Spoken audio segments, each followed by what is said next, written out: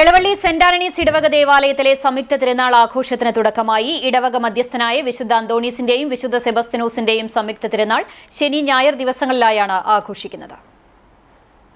ശനിയാഴ്ച രാവിലെ 6:30 ഇടവക വികാരി ഫാദർ ഫ്രാങ്ക്ലിൻ കണ്ണനായ്ക്കൽ കാർമ്മികനായി ദിവ്യബലി, ലതീഞ്ഞ്, നോവേന എന്നിവ നടന്നു.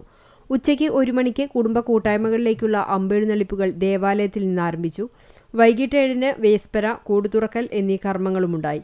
രാത്രി 10 മണിയോടെ കുടുംബ കൂട്ടായ്മകളിൽ നിന്നുള്ള അമ്പെഴുന്നള്ളിപ്പുകൾ ദേവാലയത്തിലെത്തി സമാപിച്ചു. തുടർന്ന് വർണ്ണമഴയും ഫ്യൂഷൻ സംഗീത നിശയും അരങ്ങേറി. തിരുനാൾ ദിവസമായ ഞായറാഴ്ച രാവിലെ 6-ന് ദിവ്യബലിയും 10:30-ന് ആഘോഷമായ തിരുനാൾ പാട്ടുകുർബാനയും നടന്നു.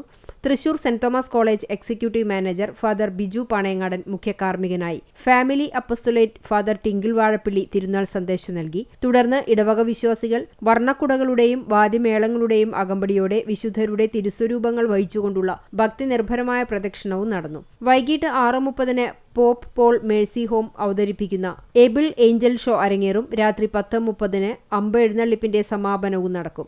തിരുനാൾ ആഘോഷങ്ങൾക്ക് വികാരി ഫാദർ ഫ്രാങ്ക്ലിൻ കണ്ണനായ്ക്കൽ, കൈക്കാരന്മാരായ Vincent Kanjirathingal, Simon Vadakkoot, Albin Anto, general convener Paul Chirayath എന്നിവർ നേതൃത്വം നൽകി.